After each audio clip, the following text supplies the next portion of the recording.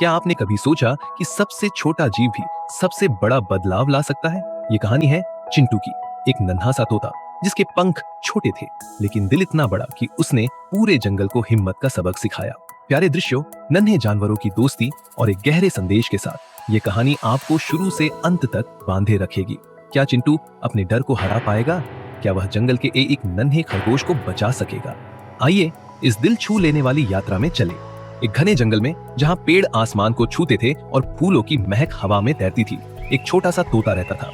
उसका नाम था चिंटू। चिंटू का रंग हरे पंखों में लाल चोंच और नीली पूंछ के साथ इतना प्यारा था कि जंगल के सारे जानवर उसे देखकर मुस्कुरा उठते। लेकिन चिंटू का दिल छोटा था क्योंकि वह उड़ नहीं पाता था। उसके पंख अभी छोटे थे और जब भी वह कोशिश करता तो बस थोड़ा सा फड़फड़ाकर नीचे गिर जाता। जंगल में हर सुबह पक्षी गीत गाते, ऊंची ऊंची डालियों पर उड़ते और आसमान में रंग बिरंगे चक्कर लगाते।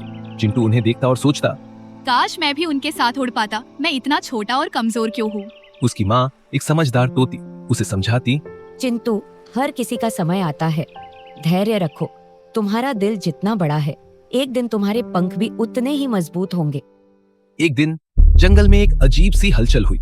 नन्हा खरगोश जिसका नाम था गोलू भागता हुआ चिंटू के पेड़ के पास आया। उसकी आंखें डर से भरी थीं। चिंटू, मेरी बहन मोलू एक गहरे गड्ढे में गिर गई है। कोई उसे बचा नहीं पा रहा। बड़े पक्षी तो ऊंचे उड़ रहे हैं और बाकी जानवरों के पास इतनी ताकत नहीं। क्या तुम कुछ कर सकते हो?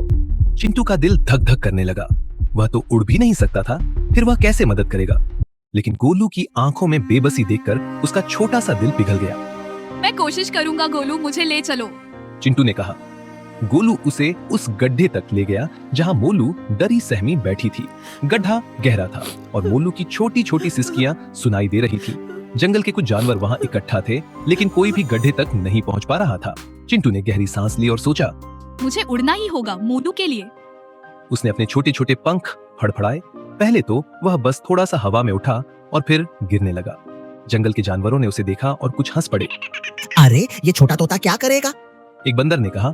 लेकिन चिंटू ने हार नहीं मानी। उसने फिर कोशिश की। इस बार उसने मोलू की सिसकियों को याद किया, गोलू की उम्मीद भरी आंखों को याद किया और अपनी माँ के शब्दों को दिल में दोहराया। तुम्हारा दिल जितना बड़ा है, तुम्हारे पंख भी उतने मजबूत होंगे। अचानक जैसे कोई जादू हुआ। चिंटू के पंख तेजी से फड़फड़ाए और वह हवा में ऊपर उठ गया। वह गड्ढे के ऊपर मंडराने लगा। सभी जानवर आश्चर्य से देखने लगे। चिंटू ने नीचे झुका और अपनी छोटी सी चोंच से मोलू के फर को पकड़ा। वह पूरी ताकत से फड़फड़ाया और मोलू को गड्ढे से बाहर खींच लिया। जंगल में खुशी की लहर दौड़ गई। गोलू ने चिंटू को गले लगाया और मोलू ने अपनी छोटी सी पूंछ हिलाकर शुक्रिया कहा। जंगल के सारे जानवर चिंटू की तारीफ करने लगे। वाह चिंटू, तू तो हीरो है। एक गिलहरी चिल्लाई। उस रात जब चांद जंगल को चांदी की चादर से ढक रहा था, चिंटू अपनी माँ के पास बैठा। माँ, मैंने आज उड़ना सीख लिया, लेकिन मुझे लगता है मैंने कुछ और भी सीखा। माँ ने प्यार से उसकी चोंच को सहलाया और पूछा, क्या बेटा? चिंटू ने मुस्कुराकर कहा, मैंने सीखा कि पंखों से ज्यादा जरूरी है दिल की हिम्मत। अगर हम किसी की मदद करना चाहे तो हमारे छोटे छोटे पंख भी आसमान छू सकते हैं। माँ की आंखें गर्व से चमक उठी। बेटा, यही जिंदगी का सबसे बड़ा सबक है। जो दिल से दूसरों के लिए जीता है वह हमेशा उड़ता है, चाहे उसके पंख कितने भी छोटे हों। उस दिन से चिंटू न सिर्फ जंगल का सबसे प्यारा तोता था बल्कि सबसे हिम्मत वाला भी। वह हर दिन उड़ता, नए दोस्त बनाता और जंगल के हर कोने में प्यार और हिम्मत की कहानियां बिखेरता। और जंगल के बच्चे जब भी कोई मुश्किल आती, चिंटू की कहानी सुनते और अपने छोटे छोटे दिलों में बड़ा सपना पालते।